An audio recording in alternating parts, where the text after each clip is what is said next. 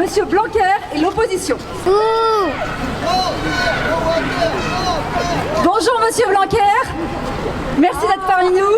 Est-ce que vous pouvez nous dire en quelques mots pourquoi vous défendez cette loi et en particulier cet article 21 pour l'instruction en famille? Bonjour à tous. Alors il est extrêmement important de lutter contre le séparatisme, vous avez bien compris. Donc on ne peut pas faire autrement, il y a un clair rapport entre l'instruction en famille, même si ce n'est pas vrai pour tout le monde. Donc on va passer à un régime d'autorisation, ça ne vous changera quasiment rien, vous aurez juste à demander et la liberté sera ainsi conservée. Alors l'opposition, qu'est-ce que vous avez à nous dire par rapport à ça? Mais monsieur Blanquer, qu'est-ce que vous nous racontez? Regardez ce que je vois. Il y a 2 ans, jour pour jour, le 14 février 2019, vous étiez du même avis que Madame Lang, pour un avis défavorable, et il était opposé au régime d'autorisation pour l'instruction en famille. Je la cite. Avis défavorable, la liberté de l'enseignement est un principe à valeur constitutionnelle. Instaurer une autorisation préalable irait à l'encontre du principe de choix de l'instruction. Ce à quoi vous aviez répondu, même avis. Pour les mêmes raisons, nous avons déjà eu un débat semblable au moment de l'examen de la loi Gatel. Dois-je vous le rappeler, monsieur Blanquer? Envoyez votre copie. Voilà.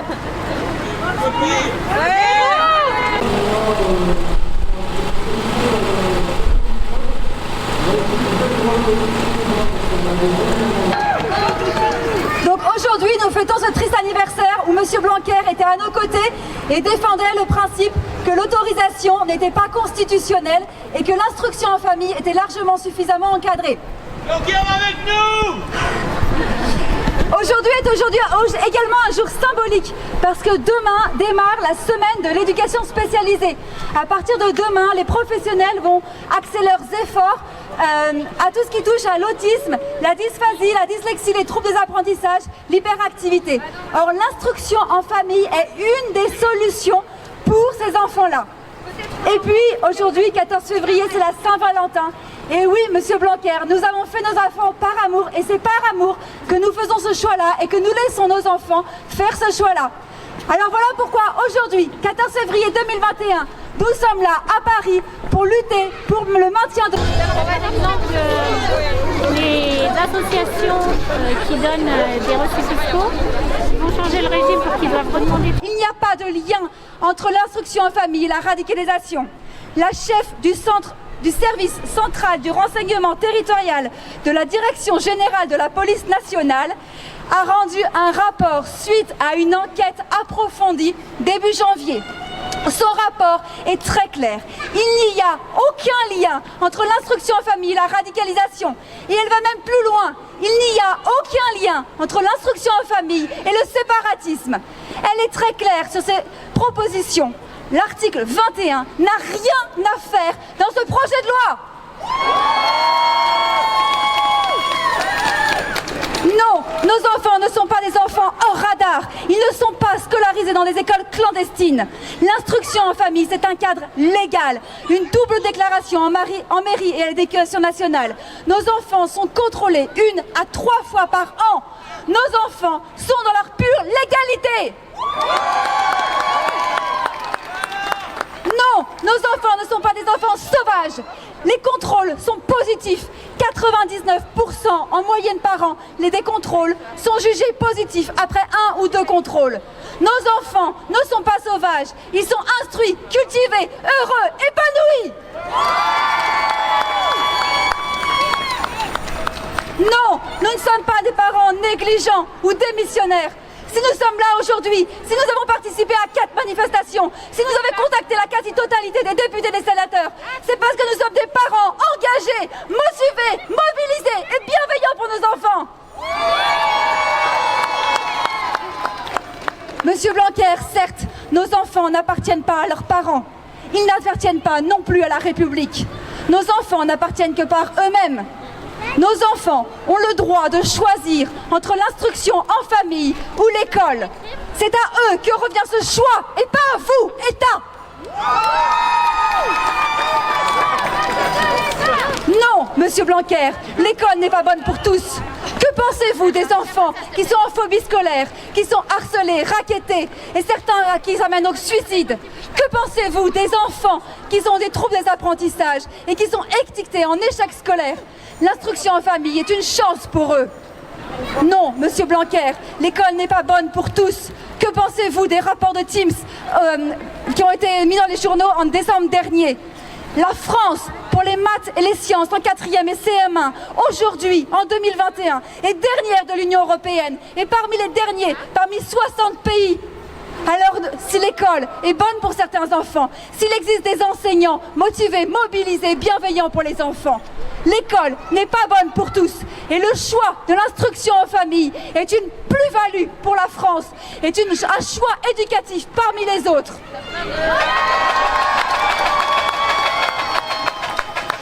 Monsieur Blanquer, à 2 reprises, vous avez cité l'Allemagne comme étant un exemple parce que l'instruction en famille y est interdite.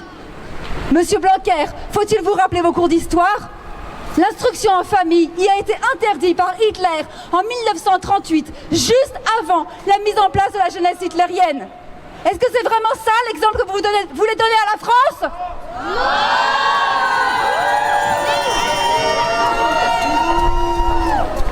Les amendements qui ont été votés jeudi et vendredi dernier ne nous conviennent pas et ne nous satisfont pas. Ce projet de loi, tel qu'il existe encore aujourd'hui, est infondé. Il est anticonstitutionnel, il est inefficace et il est disproportionné.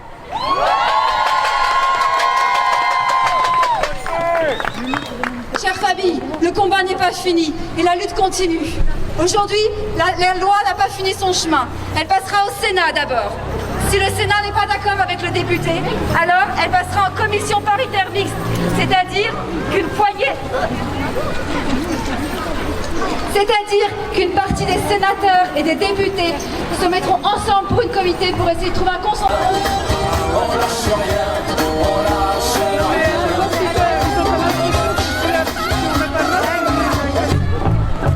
J'adore avec mon chapeau.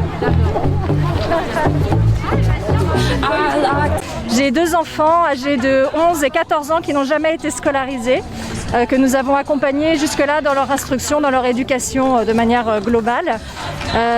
Nous avons privilégié vraiment une vie riche en rencontres, en voyages, pour une grande ouverture d'esprit, des apprentissages très très variés.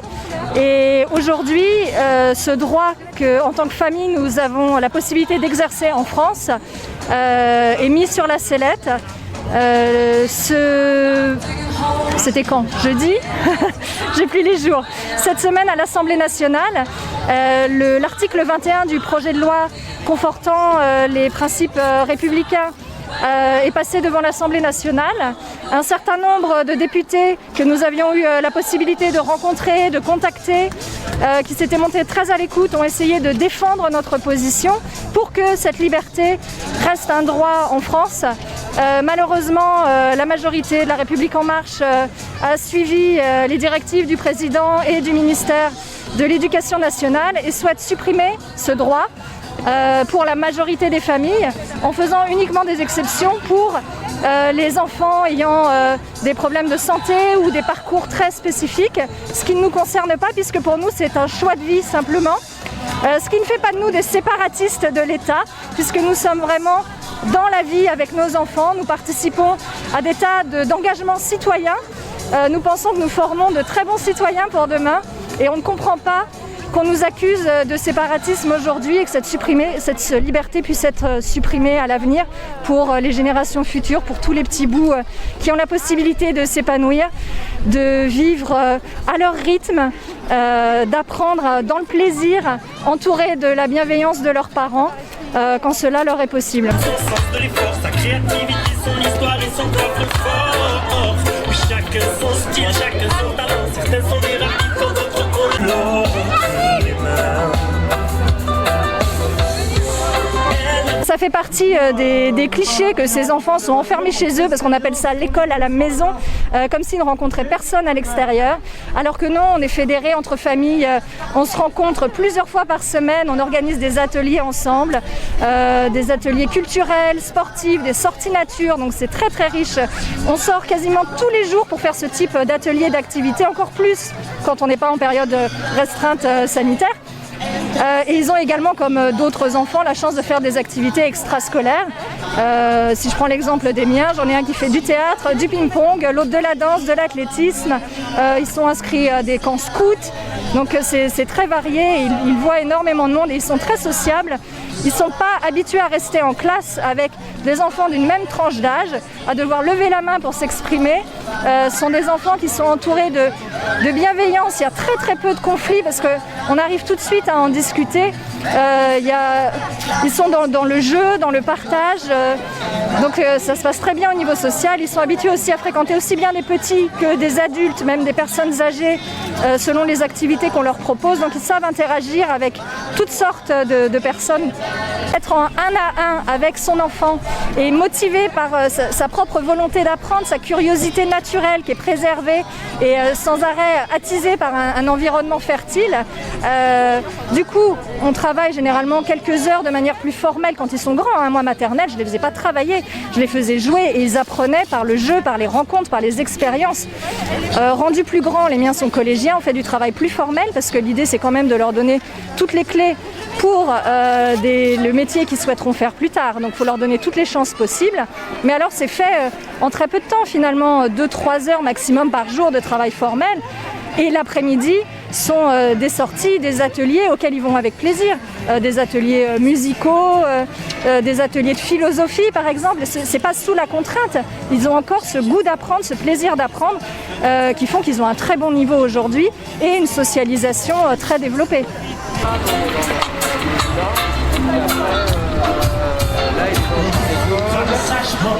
Je suis là aujourd'hui pour défendre ce droit à l'instruction en famille. L'instruction en famille, ça date quand même du moment où on a rendu l'instruction obligatoire. En fait, il y a toujours eu ce droit-là, donc il n'y a pas de raison de l'enlever, à moins d'avoir des raisons bien concrètes, quoi.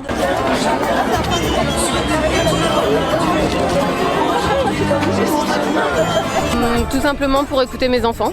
Mon fils il voulait pas aller à l'école et pour lui laisser le temps de vivre sa vie comme il le souhaite, surtout qu'il soit l'acteur de ses apprentissages. C'est lui qui sait le mieux ce dont il a besoin à quel moment, et donc pour pouvoir lui permettre de grandir en étant lui-même acteur de ça.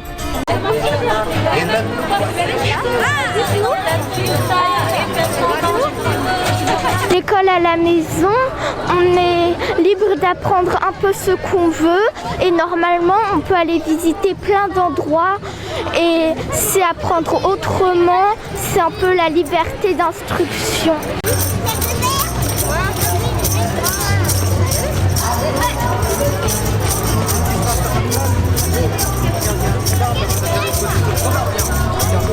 On peut choisir un peu ce qu'on veut apprendre et ça c'est bien. Par exemple, si je me dis tiens, qui a construit le Louvre, et on va faire de l'histoire sur la personne qui l'a construit et un peu tout ce qui est autour du Louvre. Je me dis qu'il faut quand même apprendre, même si j'aime pas trop, quand je serai grande ça me servira.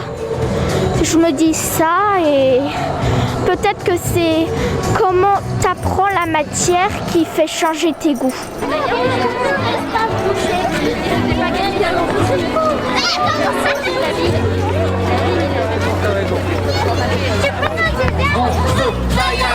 On préfère la liberté à France sans barrière.